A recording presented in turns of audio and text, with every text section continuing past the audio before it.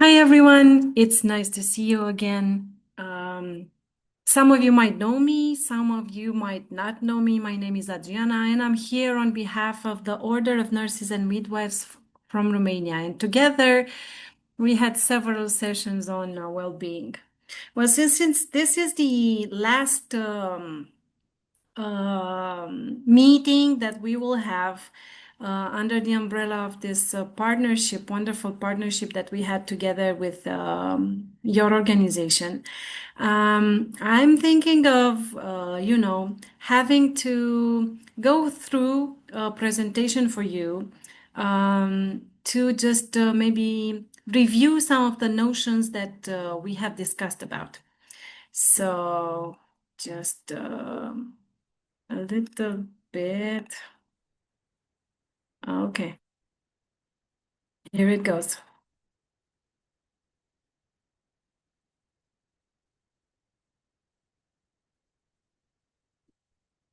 Okay, I hope everyone can see my screen. And first of all, I want us to talk about why well-being matters in nursing, and why here in Romania and now, right, in South Sudan, we are talking so much more about taking care of nurses and midwives. And this is, of course, because nurses are exposed to high stress, they're exposed to trauma, and they're also exposed to limitations in terms of resources. And being the backbone of healthcare delivery, all of this impacts nurses and impacts a large level of the medical system. And in theory, what well-being supports, if it's done right, by the nurses themselves and by the systems they are working in, provides quality of patient care, professional satisfaction, right? So when we are less stressed, we are less likely or more likely to be productive, to put in quality work, and to have professional satisfaction. Because of this, the retention is going to be higher, so nurses are not tempted to leave. And we are talking about the well-being supporting long-term health, which is long-term health services, but long-term health strategies and development of the medical system. It's difficult to define well-being because most of us have a personal understanding of what is well for us in our lives. However, I want you to take into consideration WHO's perspective, and they define well-being as a state in which an individual realizes their abilities, can cope with normal stresses of life, can work productively, and is able to contribute to their community, which is why in nursing, as we see it, one of the definitions of well-being is when we have a balance between professional duty and personal health. You are major contributors in your communities. You are dedicating and sometimes much more than a normal average person in their community, and it might affect your personal health. So I think that in the case of nursing and nurses and midwives, well-being comes right with this balance, with this equilibrium between the two parts. I wanted to share with you something I mentioned in the beginning when we started our sessions, and I want you to, maybe some of you can remember this.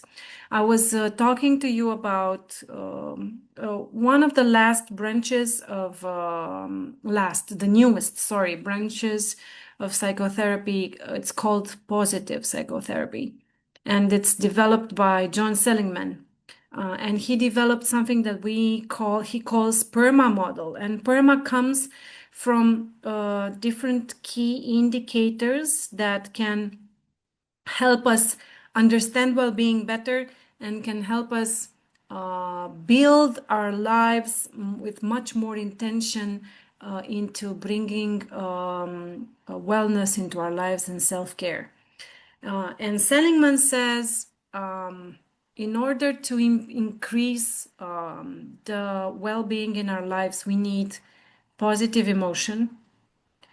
It's impossible. Life is also about pain and suffering, but it is also about just turning our attention towards the positive emotion. It's not about deleting the negative, but it's where we tend to look more, to be attentive, to place intention and focus. We need engagement in order to be well, to have the state of well-being. We need relationship around us. We need a social network around us, not just from colleagues, but also from friends and family. We need meaning in our lives, and we need accomplishment. We need to see that what we do makes sense, but also helps. So this is why we sort of use PERMA model when we work in shifting a little bit the perspective around well-being. So these, according to Seligman, are some of the things that you need in your life to be well and to be satisfied and to be in balance. So remember, it's about positive emotion and focus towards positive emotion. It's about engagement. It's about relationships and having a network of relationships around us. It's about creating meaning and having accomplishments in our lives, be them professional or personal. And some self-care dimensions where we try to look when we try to build a well-being plan for ourselves, for example, is physical, which is our body; emotional, which is talking about emotions; social is about, as we spoke earlier, about relationships. It's also spiritual, so it's about the connection that we have with God or whomever, Allah, or whomever we have a spiritual connection with, and also professional. So we also self-care in this dimension of professional. Well, we are talking about models of well-being, but we cannot be, let's say, we cannot say we're blinded and we don't know that nurses have challenges, which is why, right, this is very complicated. It would be easy to be in this state of well-being, let's say, if we didn't have challenges, but unlucky for us, we do have a lot of challenges as nurses, and we meet a lot of heavy workload, limited resources. We have to contain, to be an emotional toll of patient suffering. We have a lot of conflicts sometimes, but we also have ethical dilemmas. In a longer period of time, we have burnout and compassion fatigue. And sometimes, unfortunately, we have limited recognition or support, be it financial or be it just a good word from the community saying that you've done a good job. Sometimes that's also missing, unfortunately. And what we need to do when we're addressing these challenges, and we try to weave them in with our conceptions, our concepts of well-being, we're trying a lot to develop emotional intelligence. And some of you might remember, I hope, that we met a couple of times and we discussed a lot about emotional intelligence because it's strictly connected to well-being. And emotional intelligence is raised as an intelligence. It's cultivated, is educated, first of all, through self-awareness. So one of the things that you do is you recognize stress signals. You recognize them in your body, and then you recognize the emotion. Some of you might remember we also went through something that is called wheel of emotions. and I will share it with you again. It's a wheel that helps us identify emotions better, right? So it's a tool that we can use to go through every day, learn the vocabulary of emotions, and start identifying it, and then start expressing it. So emotions, it's not really about good or bad. Emotions just are. But if you don't want to get sick, if you don't want them to become a burden, we need to let them out. So we need to express them. One of the worst things that we can do to ourselves and our well-being is not to express them. So by expressing them, identifying them and expressing them, it's the first step towards our well-being. And besides self-awareness as a first phase for developing our emotional intelligence, we also have self-regulation. I know now that I have this anger. I realized it. I'm aware of it, right? So I'm recognizing a stress signal right there. What do I have to do?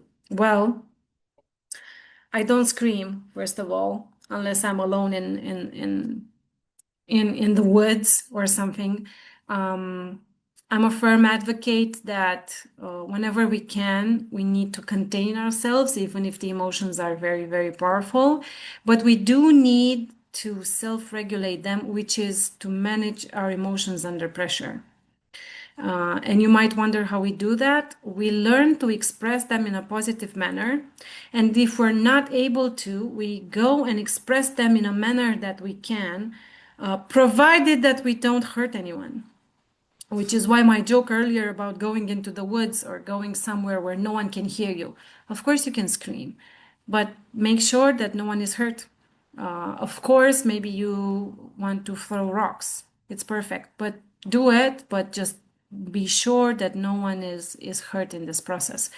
And then slowly, slowly, we start and learn to stay with this powerful emotion and self-regulate them. And we use the body. Remember that technique when I said that we can use shaking of the hands, shaking of the head, shaking of the whole body. Shaking, it's a beautiful, beautiful instrument that can help us self-regulate when the emotions are really high. So I'm really, really angry or maybe sad or anything that I feel that it's intense. Sometimes be aware, even positive emotions are too intense. Just use the body to breathe. Normally, use the body to shake so that you can calibrate better this emotion. And in this case of well-being, I think what's really, really important is to look again at the discussion about empathy and compassion. And empathy and compassion, we've discussed earlier. Empathy is about walking in your shoes and understanding your emotion, and compassion is about holding your hand through the process. Now, I'm not telling you not to be empathic. Empathic is what makes us human. What I'm saying is that sometimes it's not efficient, neither for you, neither for your patient, to try and feel exactly what they feel like. Sometimes it may be more efficient just to hold their hand and say, I'm here, but not be interested in the whole story and not be tapping into that suffering that much. In some cases, empathy is very, very important. So my invitation for you is to just be sure, um, try to evaluate which context is better in a certain situation. For example, when you're in pediatrics working with children, you can't have empathy. If you would act on empathy and you would try to feel the suffering of the child, you would get lost and you will not be able to execute any maneuver. And people that might be here working with children know that. You're in a place of compassion because compassion is okay. I see your suffering. I need to do something to help you feel better.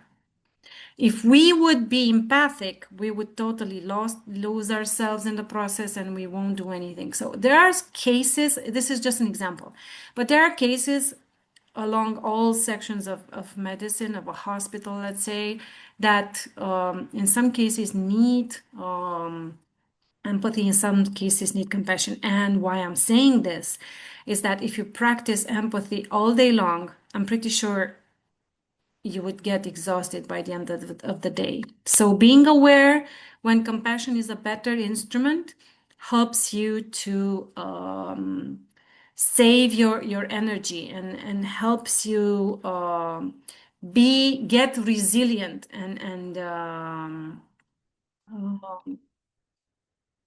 last longer, right? To hold this fire that you have inside longer rather than let it burn out. In this well-being dimension, it's also very important to talk about the social network, as we've discussed, and it's about building a team. It's not always the leader who does that. I know it's most often talked about in the qualities of the leader. I think it's in the responsibility and quality of everyone that you work with in order to help regulate one another, in order to be more efficient, in order to value the well-being of our colleagues, not just our patients. And it's about building this, right, this culture of well-being in our teams and help each other. It's not about pointing at mistakes, it's about collaboration. And this, for most of the people, if it's not present, and we have the opposite, like a very tensionate context in the team, it's bringing a lot of stress. So I'm inviting you all to think about how we might contribute personally to the team that we are a part of to grow this culture of well-being. Now, I want to talk a little bit about stress and resilience, just really fast. Stress is a very natural response. Well, when I say natural response, is that we have a stressor coming our way, something happens. It's normal for us to have a reaction. However, when we're exposed to this kind of stress over and over, this is starting to harm our health. And not just our physical health, as you might know, it's also about our mental and emotional health. So this is when it becomes a problem. What resilience is something that helps us if we build it in how we manage our chronic stress. It's about the ability to adapt. It's also about the ability to recover, right? So something happens, but I can get up pretty fast. I don't hold on to the situation and grow from challenges. So it might sound like a mindset if you understand. Resilience is not just an ability. Resilience is a mindset, and how we can build this mindset it's only if we have practices, and it's also if we have practices with intention, which is why you find here this intentional practices. So intention means a kind of objective, and not smart objective, simple, measurable, and so on. It's an intention that also comes from your heart. So also comes with the desire to change. Some of the things that we also talked about during our online meetings, as you might remember, some of you, I said, okay, now it's time to close your eyes, right? So there were people that might know and remember this. We were doing breathing exercising, and we were doing mindfulness exercising. It's very short daily moments of calm that you need to practice every day to train this muscle of relaxation, to grow this muscle of non-attachment to what has happened to us. I've also sent you links. I will send them again for guiding meditations that can help you acquire this mindful state. But as I said then, I will say it now. Please don't just do it once and expect results. It's about doing it for months and years, and building up behaviors and practices that can really help you. And one of other practices that we talked about, it's reflection and journaling. I was telling you when we first met about keeping a journal. Keeping a journal is writing every day about your emotions, writing every day about what you feel, about your perspective, because you won't stay with it inside. You write it on a piece of paper. And writing it on a piece of paper means expressing it. And for once, it's so great to be putting it out there and not keeping it in us. And also, reflection is a strong muscle that we need. We need to revisit the day and see what happened with us so that we create learning in our lives. Well, you're nurses. You also know better than anyone else that physical care is very important. So you need to plan for your rest, nutrition, hydration. And you're probably going to laugh. What nurse does this? I know it's not something that nurses usually do, but we all know that it's very important to include in our self-care plan, in our well-being plan. So let's start and putting it in our calendars. It's also important, if we're talking about practical tips, to start saying no without guilt or remorse. It's important to set boundaries in a way that we don't get aggressive, but in a way when we start learning to communicate it better. And it's also about celebrating small wins, right? We only have this manner of celebrating big things. We forget about the small wins that we have every day. So this is also a practical way to increase our motivation for work, our motivation to be more productive or contribute more to our communities.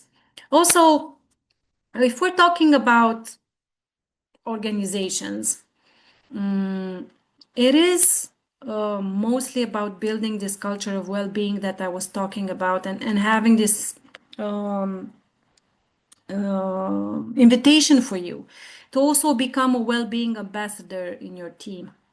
And we can do this. We can do this if we share rituals together, if we ask each other how we are, if we have well-being breaks, if we encourage open communication, which is not, it's not an invitation particularly to express negative emotions, as I said, brutally and aggressively, but it is an invitation for open communication of a healthy person that can manage difficult emotions. So, what is happening to you?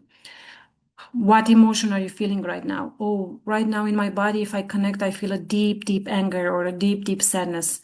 I need to take 1 minute just to breathe it out and to shake it off, right? So this would be a small dialogue. It's about recognizing achievements together. What you've done here with this patient is very well. What we did together this week is amazing. And it's also about sessions in which we meet and we have peer support, right? People learning from each other. And this is one of the things that we know it's good to have, but we usually don't plan it. And these sessions are not something that I don't think that I've told you new things.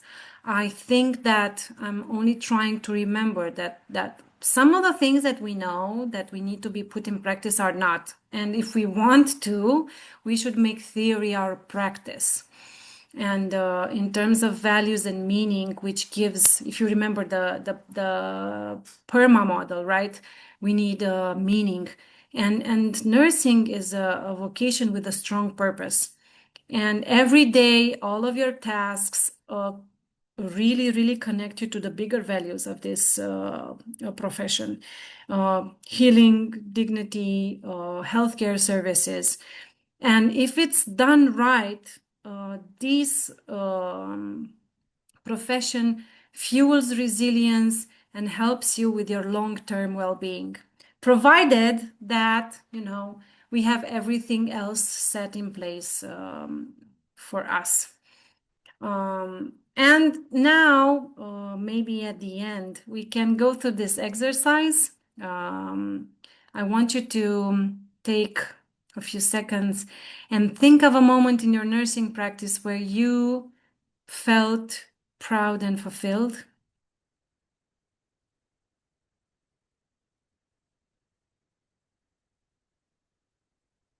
And I want you to think what values did the moment reflect for you? And also think about how you can bring more of that into your daily work. Maybe you need just to reconnect with moments of success, moments when you felt proud and fulfilled, in order to be able to remember what values are important for you. And this is something that you can do in person with yourself, but it's also something that you can do with your colleagues at work, with your family, and share it. It's important to share it because we are engaging in a learning opportunity if we share this kind of experience that we've gone through and what we've learned and how we can bring them in our own lives. So this was just a short review of some of the things that we've discussed. I'm also going to share the resources that we've used so far, the Wheel of Emotions, and links for you to try and be a better meditator and bring more mindfulness into your lives.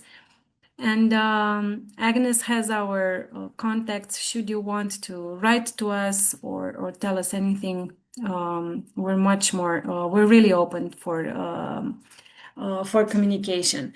I hope everything goes well. And who knows, maybe we'll see each other sooner than we thought. Good luck and most and best well-being to all of you. Goodbye.